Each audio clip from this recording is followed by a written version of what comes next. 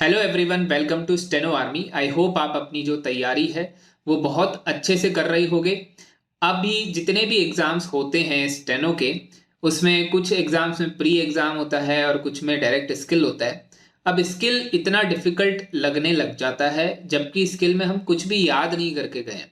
जबकि हमारे पास जब प्री एग्जाम होता है उसमें हम इतना कुछ याद करके गए होते हैं कि हमको अगर नहीं आएगा तो हम कैसे उसको टैकल करेंगे। जबकि हमारे पास एक तरह से स्किल टेस्ट के अंदर सब कुछ सामने ही है। आपको पूरा पेपर सुना रहे हैं वो, बस आपको उसको कॉपी पे लिख करके ट्रांसक्राइब करना होता है।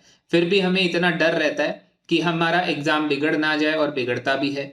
और वो डर ही हमारा एग्जाम बिगाड़ देता है।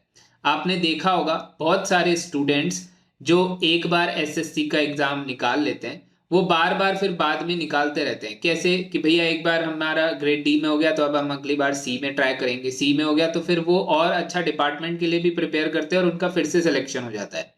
तो ये एक सिंपल सी चीज है कि स्टेनो जो है वो लिखी तो हाथ से जा रही है, पर वो सारा खेल दिमाग का है। जिस बच्चे का माइंडसेट सही है, जिसको कॉन्फिडेंस है, वो एग्जाम इजीली निकाल लेता है। मैंने ऐसे बहुत सारे स्टूडेंट्स देखे हैं, मेरे कुछ फ्रेंड्स हैं जिन्होंने 8-8 बार एग्जाम निकाल रखे हैं, और वो अभी भी एग्जाम देते हैं और बिना पढ़े ही उनका सिलेक्शन हो जाता है, क्योंकि उनको कॉन्फिडेंस है कि हाँ ये इतना सिंपल सा तो है, जाकर सिर्फ डिक्टेशन लिख के आना है और अपना सिलेक्शन हो जाएगा। तो उनके लिए इजी इसलिए बन गया है क्योंकि उन्होंने माइंडसेट समझ लिया है। आप लोगों को भी सिर्फ माइंडसेट समझने की जरूरत है कि एग्जाम जो है वो एग्जाम है ही नहीं। आप जब डेली डिक्टेशन लिख रहे हो वहां पर भी जाकर सिर्फ डेली एक तरह से डिक्टेशन ही तो लिखना है। उस डिक्टेशन को लिख के ट्रांसक्राइब करके आप दे दो, आपका सिलेक्शन हो जाएगा। अब गड़बड़ क्या होती है कि स्टार्टिंग में से हम पूरी प्रिपरेशन करते चलते हैं, लास्ट के 5-10 दिन हम बहुत ज्यादा दिमाग लगाने लग जाते हैं, क्योंकि स्टेनो के अंदर हमारे पास कुछ ऐसा मटेरियल नहीं होता कि हमको भाई 5 से 10 दिन बचे हैं तो हमको ये 3 बुक जो है वो रिवाइज करनी हो। हमारे पास ऐसी चीज नहीं होती, इसलिए हमको लास्ट के दिनों में प्रॉब्लम फेस करनी पड़ती है। तो मैं आज मैं आपको 4-5 चीजें इंपॉर्टेंट जो है वो बताने जा रहा हूँ। इन चीजों को करो, एग्जाम जब भी हो, कोई सा भी एग्जाम हो, उससे पहले इन 5 चीजों को आप अच्छे से करोगे तो आपको काफी बेनिफिट मिलेगा। सबसे पहला काम क्या करना है आपको कि अपना रूटीन जो अभी तक चलता आ रहा था उसको बिल्कुल भी मत बदलना। अगर आप डेली 3 डिक्टेशंस लिख रहे थे तो 3 डिक्टेशंस लिखते चलो। 3 से 4 में मत जाओ, 3 से 2 पर भी मत आओ। 3 जिस हिसाब से लिख रहे थे उसी पैटर्न पे उसको करते रहो। सबसे पहली काम आपको यही करना है। रूटीन बदलने की कोई जरूरत नहीं है। लोग पूछ रहे होते हैं कि अब हम क्या करें, कुछ नहीं करना, जो कर रहे थे बस वही करते रहो, ज्यादा दिमाग लगाने की कोई जरूरत नहीं है। दूसरा काम आपको ये करना है कि आप जो मैटर्स लिख रहे थे उन्हीं मैटर्स की प्रैक्टिस करते रहो। अगर आप कैलाश चंद्रा की प्रैक्टिस कर रहे हो तो कैलाश चंद्रा ही लिखते रहो। कुछ भी प्रोग्रेसिव पे भी मूव नहीं करना कि भैया लास्ट के 10 दिन में आप सोचो कि मैं प्रोग्रेसिव करके अच्छी प्रैक्टिस कर लूंगा। ये दिमाग मत लगाओ। जो कर रहे थे बस वही डिक्टेशंस लिखते जाओ, उसी को रिपीट करते रहो।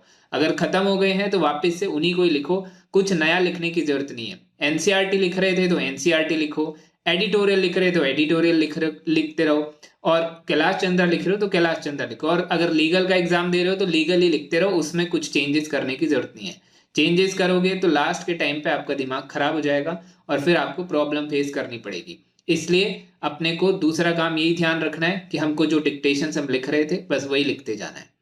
तीसरा काम, ये बहुत इंपॉर्टेंट है। स्टेनो का कोई सा भी एग्जाम जब स्किल टेस्ट होता है, वो स्टार्टिंग के 15 जो सेकंड होते हैं वहीं पर सिलेक्शन और फेलियर डिसाइड हो चुका होता है।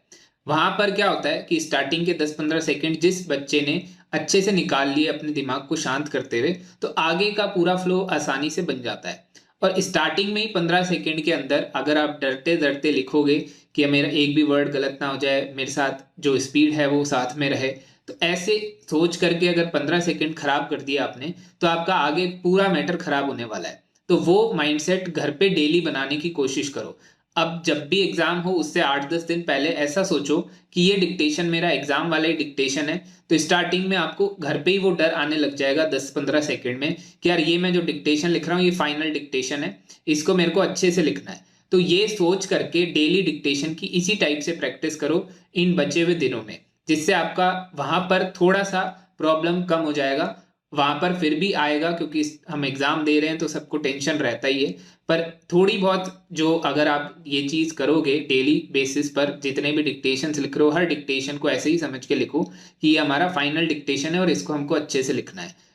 एक भी वर्ड उसके अंदर छोड़ने की कोशिश नहीं करनी है, क्योंकि हम वहां पर यही सोच के रखते हैं कि हमारा एक भी वर्ड गलत ना हो। तो घर पे भी यही सोच करके अब से यही प्रैक्टिस में आप लेकर के आइए। तो ये 3 काम ये आपको करने। और चौथा इंपॉर्टेंट काम है, चौथा क्या काम है कि अभी तक जितने भी डिक्टेशंस आपने लिखे हैं उनको रिवाइज करो। रिवाइज कैसे करना है, या तो आपने उनकी आउटलाइंस जो आपकी गलत हुई थी उसकी कोई नोटबुक बनाई होगी, किसी सॉफ्टवेयर पे लिखते हो तो उस पे आपका ट्रांसक्रिप्शन पड़ा हुआ होगा पुराना, उसको रीड करो। जा करके रीड करो, उसमें अपनी मिस्टेक्स को फिर से देखो कि अपनी क्या क्या मिस्टेक्स उस टाइम हो रही थी और अब मैंने क्या उन पे जो विनिंग है वो कर ली है। अगर आपकी वो मिस्टेक्स अब नहीं हो रही है तो इसका मतलब आप थोड़ा इम्प्रूव कर चुके हो और आपकी जो कॉन्फिडेंस है वो बढ़ जाएगा कि हाँ मैं पहले ये करता था, अब ये मिस्टेक्स मेरी नहीं होती है।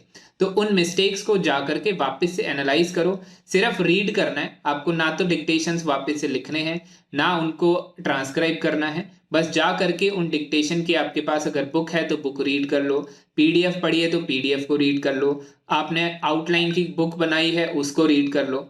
ये करने से आपका रिवीजन हो जाएगा, और रिवीजन हो जाएगा तो रिवाइज करके आपको कॉन्फिडेंस आएगा कि हाँ मैं कुछ रिवाइज कर रहा हूँ, मेरा जो जो डिक्टेशंस पहले मिस्टेक्स मैंने करी थी वो अब कम हो गई है। तो ये 4 काम सबसे पहले करने। और 5वां इंपॉर्टेंट है कि अपना माइंडसेट सही रखो।